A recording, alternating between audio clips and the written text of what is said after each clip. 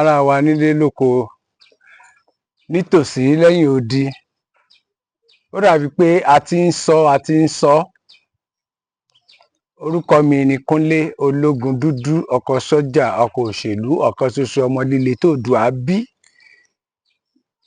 Àwọn èèyàn mi tó jẹ́ tèmi wọ́n ti ń bi mí, wọ́n ti ń gbọ́ bá mi sọ̀rọ̀ lórí oríṣiríṣi means of media tí mo dẹ̀ ń sọ fún wọn wípé ibi tá à ń lọ nìyẹn. Ṣùgbọ́n a tún gbọ́dọ̀ tún sọ káwọn èèyàn tún gbọ́ wípé ọ̀rẹ́ ìjọba Adeleke lèmi, mi ò ń ṣọ̀tá wọn. Ọ̀dọ̀ ẹ mọ̀ mí o, wọ́n padà dé ní second term tán bá wá ń ṣe tí ò dáa, ẹ mọ Ológundúdú. Èmi ò ń sọ pàṣán, tí mo bá fi na ọmọdé mi ò ń sọnù, màá mú jáde lórí àjà, àjọjà, kò dẹ̀ sí tó máa ṣẹlẹ̀. Ló ṣe jẹ́ wípé tí n bá wà lẹ́yìn ìjọba kan, ìjọba yẹn ò lè sọ wípé torí pé mo ti wà lẹ́yìn òun wá lè ṣèbàjẹ́ kan ká wá cover wọn. Èmi ò kì í ṣe é. Tíjọba ò bá dáa kò dáa ni, àsìkò tó bá dáa máa sọ pé ó dáa. Gbogbo first time t'Adémọ́lá Adélékè ṣe nípínlẹ̀ Ọ̀ṣun kò láfiwé, kò lákàwé. Ẹ lè compare pẹ̀lú ìjọba kíjọba tá a ti ń ní nípínlẹ̀ Ọ̀ṣun.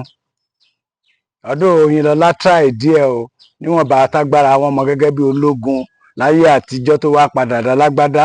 Oyinlọ́lá is a good person. Kò sí ìjọba tá a fẹ́ compare pẹ̀lú ìjọba Adeleke lọ́jọ́ tá a ti ń ṣe, nígbà tá a ti bẹ̀rẹ̀ òṣèlú nípínlẹ̀ Ọ̀ṣun, tọ́ṣun ti dé, tọ́ṣun ti bẹ̀rẹ̀.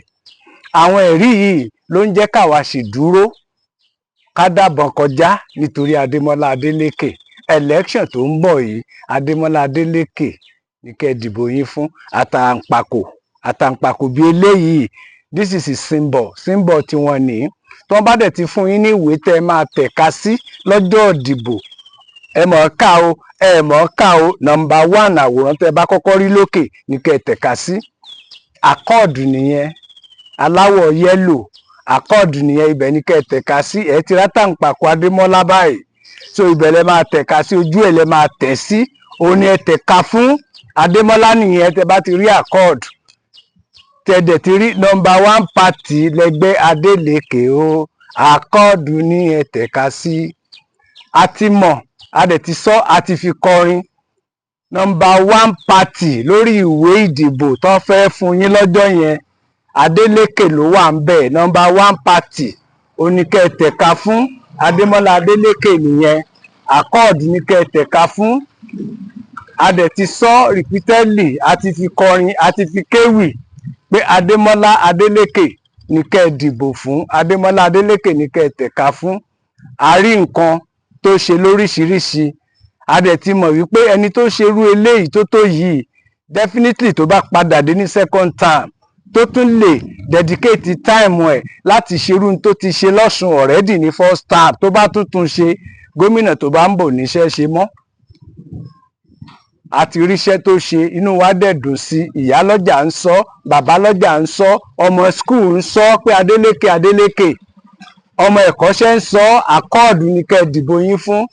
Gbogbo ẹ̀yin tèmi l'Amẹ́ríkà, ní UK, ní Europe, ní gbogbo everywhere láyé, títí dé oko wa, everywhere tẹ́tí àwọn èèyàn tó ń gbọ́ tèmi tẹ́ ń fẹ́ tèmi, ẹ̀yin pàdí mi, a ti sọ, gbogbo wa ti fìmọ̀ ṣọ̀kan wípé ta ni Adémọ́lá Adélékè. Accord ní kẹ́ ẹ dìbò yín fún o. Ó dàbọ̀.